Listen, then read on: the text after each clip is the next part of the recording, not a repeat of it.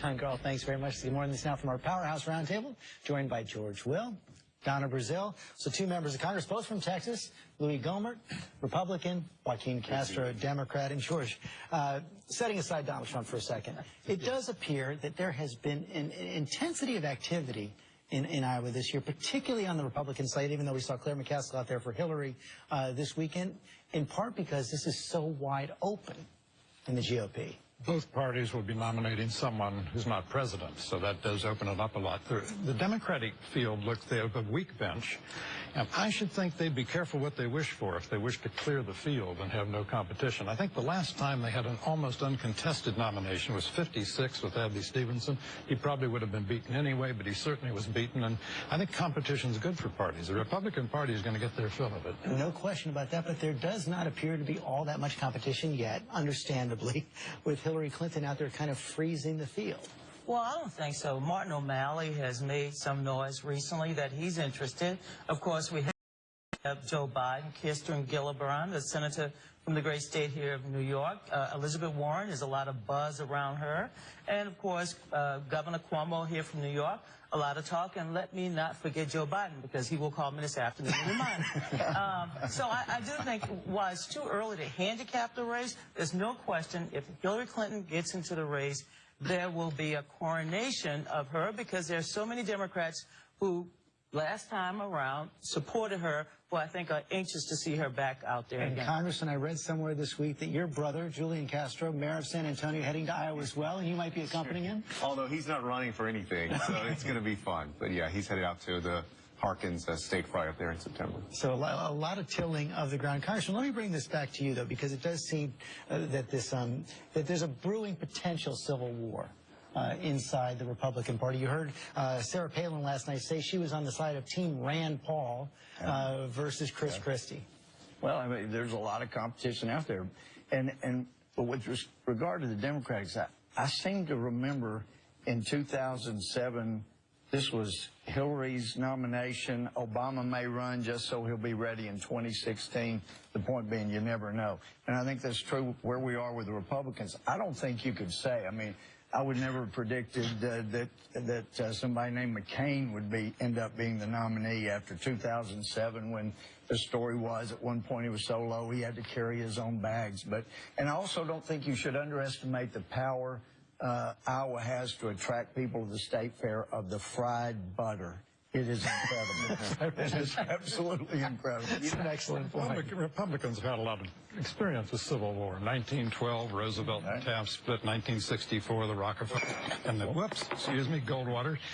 But what the Republicans need to bear in mind is one number, and it's 242. There are 18 states, and the District of Columbia have voted Democratic in 6 consecutive elections back to '92.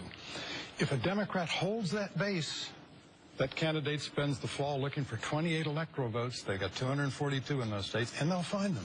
And I think what's most problematic for Republicans at this point is that they seem to be taken right now by the Tea Party more extreme base. So the candidates that are most appealing right now are the Ted Cruz's, the Rand Pauls, those folks. And I think if they nominate somebody like that, it will be 1964 all over again, because that's just not where the majority of Americans are. Is that your fear, Congressman? Well, not really. I mean, when I go to the Tea Parties, I see people from all races, ages, genders. The thing they have in common is they're paying income tax.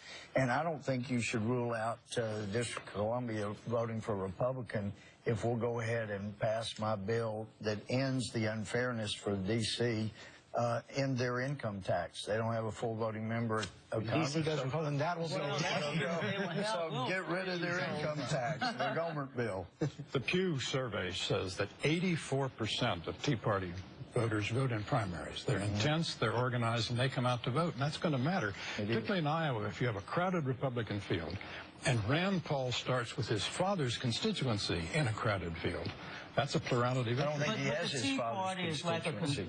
But the Tea Party is like a controlled wildfire that is now burning the Republican Party, especially the Republican Party establishment. So I don't know if the Tea Party is good for the Republican Party in 2016, given the fact that it has narrowed the base of the party. And it's igniting an immediate confrontation right now. You mentioned... And I think that's why, George, I really think that they have about 1 or 2 more election cycles where they can continue like this. Otherwise, the infighting is getting so severe that I just don't see how you sustain that. Let's talk about the one coming right now. September 30th, government runs out of funding. You've got people like Rand Paul and Ted Cruz, other Republicans, Marco Rubio, saying unless Obamacare is defunded, then we shouldn't approve the government funding. President Obama took that on Friday. My friends in the other party have made the idea of preventing these people from getting health care their holy grail, their #1 priority, the one unifying principle. Those are the only thing that seemed to get the president really riled up on Friday. George Will says it's an ideological fixation. How does it play out? Do you believe that faction inside the Republican Party is going to succeed in pushing their leaders to hold the line? Boy, that's a false narrative. He said that we're trying to keep people from having health care. That's just not true. That is an absolute blatant lie. We are not trying to keep anybody from getting health care, and whether or not they have insurance under an exchange or not does not prevent people from getting health care. Want to take that on? Well, sure. The fact is you have millions and millions of Americans that can't afford health insurance. Obamacare is helping people get health insurance. Republicans have offered no other solutions or plans at this point. Of them, but at this point, Louie, it's just ideology. It's just extreme ideology. So getting to the point of does the government shut down on September 30th? Well, the congressman says that's a lie. Remember what Mark Twain said, the difference between a lie and a cat is a cat only has 9 lives? The fact is that this president has the power, particularly when it's supported as this one is by the mainstream media, to set the narrative. And the narrative will be that the Republicans have chosen simply to cause chaos. And I think it's a bad idea. Bad idea to go down the line. You cannot govern this country from 1/2 of one of our 3 branches of government. Can't be done. It appears, Donna, that Speaker of the House, John Boehner, probably agrees with that as well. Mitt Romney came out this week, one of his few public speeches since leaving, warning Republicans about being accused of shutting down the government. Well, look, Mitt Romney, of course, Romney cares, Obamacare. They're not, they're not what I call distant relatives, but they might be, kissing cousins. But he came out in support of John McCain and others who believe that this is a foolish idea to try to shut the government down. And, of course, many of the veterans of previous government shutdowns, Newt Gingrich and others, are also, speaking out as well. So what's going to happen? Well, I don't know, but I do think that even though we're 1/2 of the legislating body from which no spending occurs unless we agree, that is a position that allows us to force others to adhere to the Constitution. We don't have to wait for the Supreme Court. We can force that. And we can say, you're going to abide by the Constitution, whether the Supreme Court gets it wrong or right. We have the ability to force respect for the law, and some of us think that we ought to force them to do that. Do you think you have the votes to defund Obamacare? It doesn't appear like that. Not right now, but we'll see after August, after people go home. And as far as Obamacare, though, when the president himself says it's not ready, so I'm giving this right to all big business, what about the poor guy out there making $14,000? He's going to pay extra income tax if he cannot afford to pay the several $1,000s for an Obamacare policy. Who's caring about him? Well, a lot of us do, but it's not this president because he didn't let the individual mandate have a year off. That only goes to big business. That's not fair. Well, I would say, first of all, it is the law of the land. The Congress passed it, the president signed it, and a conservative Supreme Court upheld it, Louie. I mean, it is the law of the land. So how does he get to delay a year for just rewrite and say we're going to delay it for a year? The problem is that the House Republicans, all due respect, I'm a former Hill staffer, not a member, of course, but they cannot even agree among themselves with spending. I mean, just before the recess, they couldn't even pass a transportation HUD bill. I mean, I don't understand the Republican Party these days. I mean, they've set these budgetary goals, and they're afraid to meet them. No, we're not afraid to Because they're meet too them, extreme. but Donna, you need to also remember, and I think Lyndon Johnson said it, that if two people agree on everything, one of them's unnecessary. It's good to have a good disagreement. That's how we. Lots of that's how we disagreements. got to the Constitution. I got to move on here. Lots of disagreements as well over immigration reform. We just heard Donald Trump say that passing it would be a death wish for the Republican Party. President Obama spoke out on that on Friday as well, making this claim. I am absolutely confident it would pass. The problem is internal Republican caucus politics. Which means, George, well, that bill, the Senate bill, unlikely to reach the floor of the House of Representatives, at least in the short term. And if it did, it would not pass.